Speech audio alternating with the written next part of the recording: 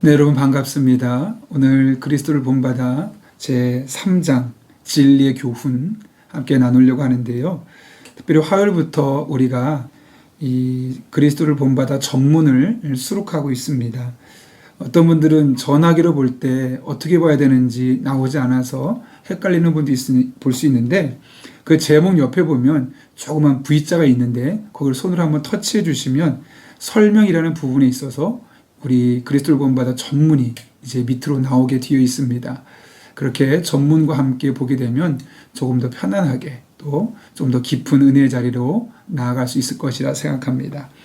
오늘은 다른 날보다 조금 기네요. 다음부터 좀 짧아지는데 우리 함께 또 집중해서 그리스도를 본받아 나아가도록 하겠습니다.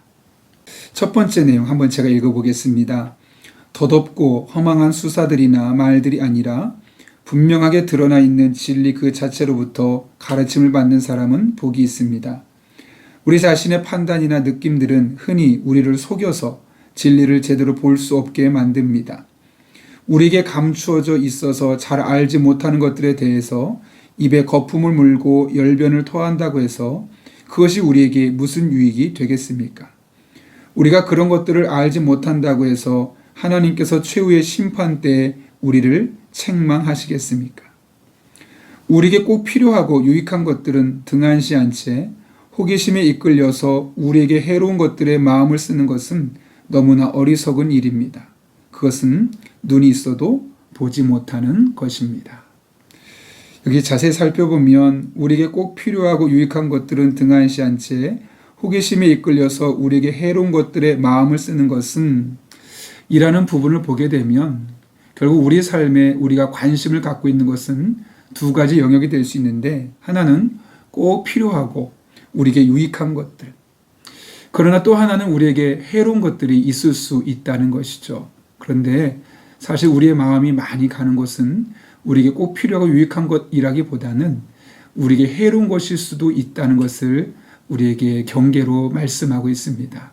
한번 돌아보시죠. 오늘까지 우리가 살면서 내가 많은 관심을 기울였던 것이 정말 나에게 유익한 것이고 내가 꼭 필요한 것이었는지, 아니면 그것이 결국 나에게 해를 끼치는 것이었는지 한번 돌아볼 필요가 있습니다. 두 번째입니다. 생물을 분류하는 데 사용되는 속이나 종 같은 사변적인 개념들이 우리와 무슨 상관이 있습니까? 영원하신 말씀으로부터 듣는 사람은 온갖 사변으로부터 해방된 사람입니다.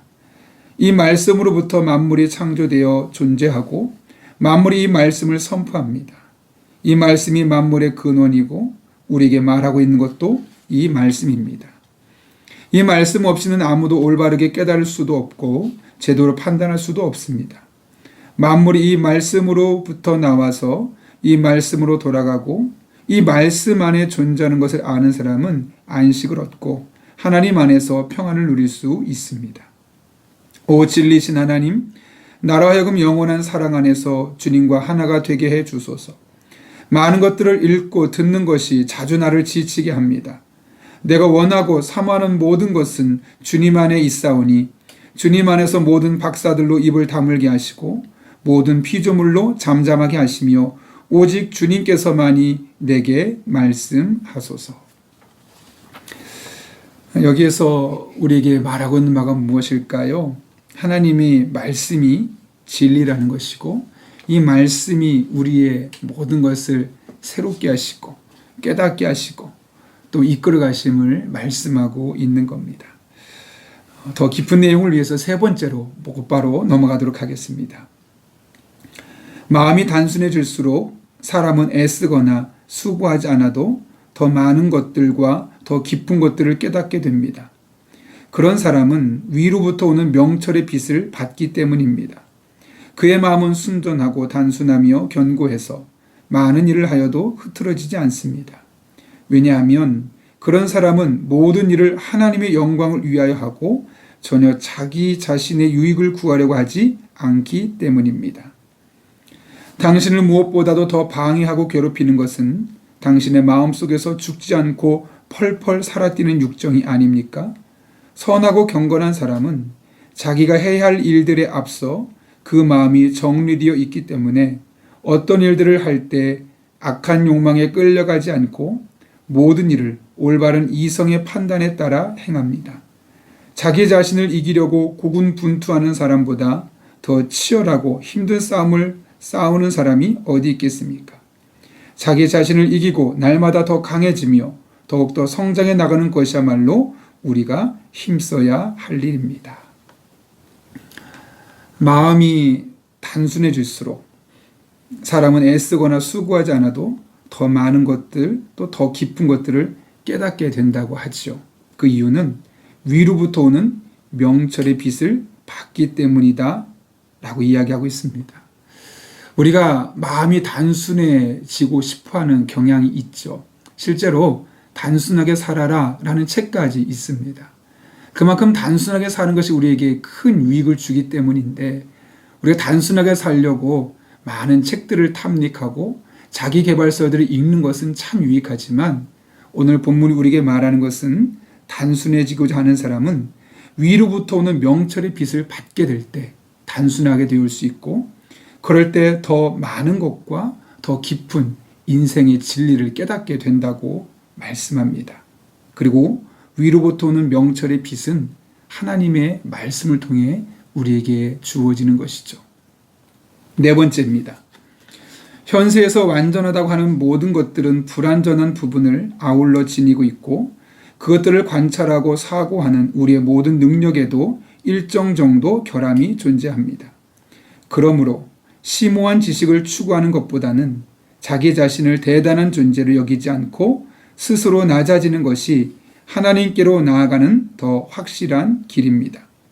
지식은 그 자체로는 좋은 것이고 하나님께서 정하신 것이기 때문에 지식을 나쁜 것으로 치부해서는 안 되지만, 우리가 언제나 가장 우선시해야 할 것은 선한 양심과 선한 삶입니다. 흔히 많은 사람들의 잘못된 길로 행하여 선한 열매를 전혀 또는 거의 맺지 못하는 이유는 선한 삶을 사는 것보다 지식을 추구하는 것에 더 열심을 내기 때문입니다. 참 지식은 우리에게 많은 것을 유익하게 하지만 그것보다 선한 양심과 선한 삶을 추구하는 것. 여러분, 우리가 이 세상에 존재하는 이유가 무엇 때문일까요? 사도 바울은 에베소서 2장 10절에서 이렇게 말했죠. 우리는 그의 만드신 바라 그리스도 예수 안에서 선한 일을 위하여 지으심을 받은 자니. 우리가 이 세상에 존재하는 이유, 또 예수님을 통해 구원하신 이유가 너무나 선명하게 드러나 있습니다.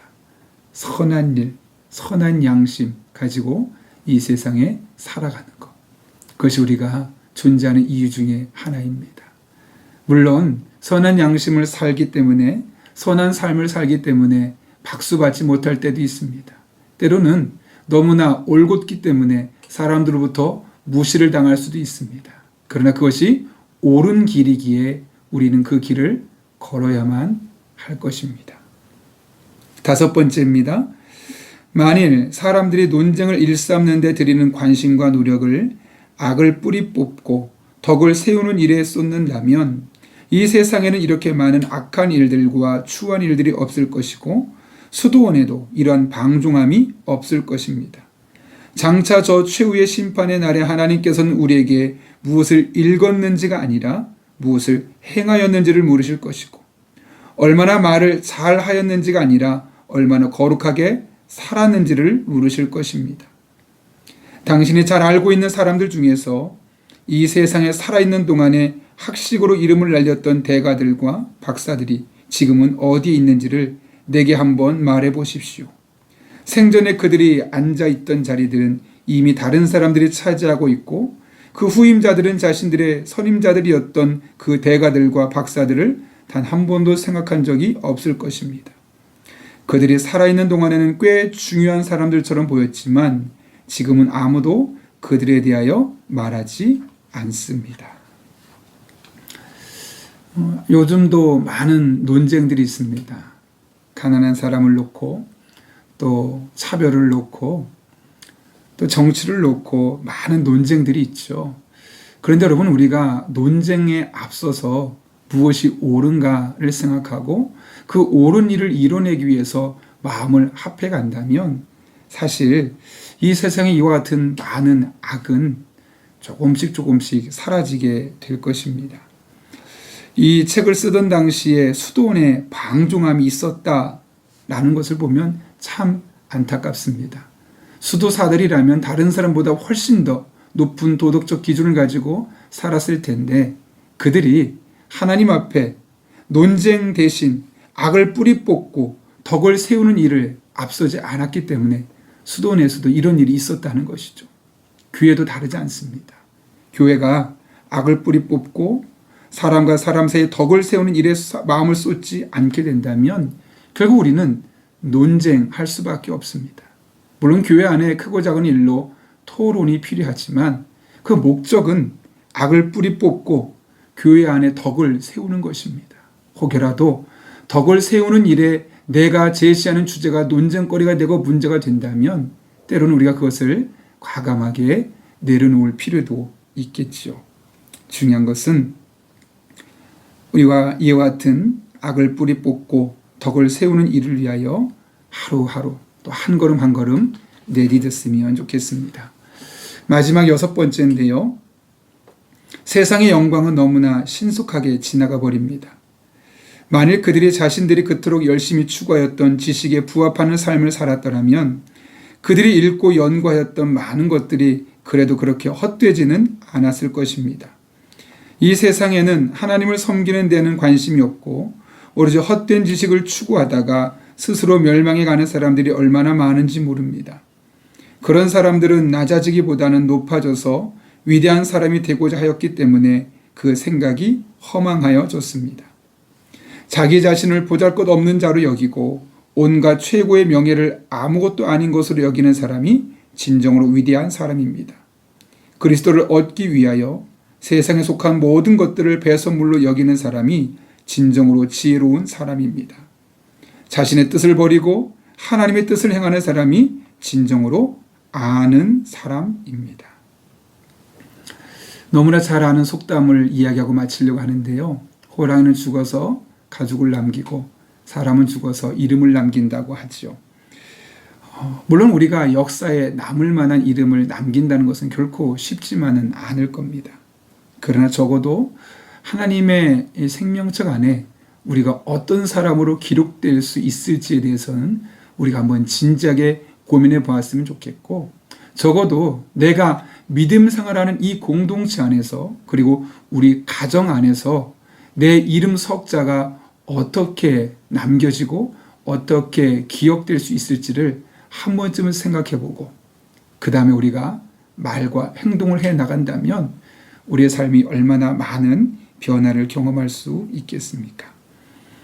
자신의 뜻을 버리고 하나님의 뜻을 행하는 사람이 진정으로 아는 사람이라고 말하는데 우리가 그런 성도가 되었으면 좋겠습니다. 오늘 하루도 우리 한 분 한 분이 우리에게 주어진 일상 속에서 우리의 이름이 하나님에게 또 우리 가족들에게 또 우리 믿음의 공동체 안에서 어떻게 기억되기를 원하는지 한번 잠잠히 고민해보고 또 이를 위해서 결단하는 귀한을 낼 수 있기를 바랍니다. 제가 한 번 더 기도하겠습니다. 거룩하신 아버지 하나님, 우리를 불러주신 은혜 진심으로 감사를 드립니다. 많은 일들 할 수 있지만 정말 우리가 하나님과 사람 앞에 특별히 우리 가족과 교회 공동체 앞에 어떤 이름으로 기억될 수 있을지를 고민하고 우리의 행동을 그에 맞는 삶으로 살아갈 때 우리의 가정 속에서 교회 공동체 안에서 무엇보다 하나님 앞에서 귀하게 그 이름이 기억되는 주의 종들 되게 하여 주옵소서. 오늘도 우리의 삶 가운데 동행하시길 간절히 바라오며 예수님의 이름으로 기도하옵나이다. 아멘.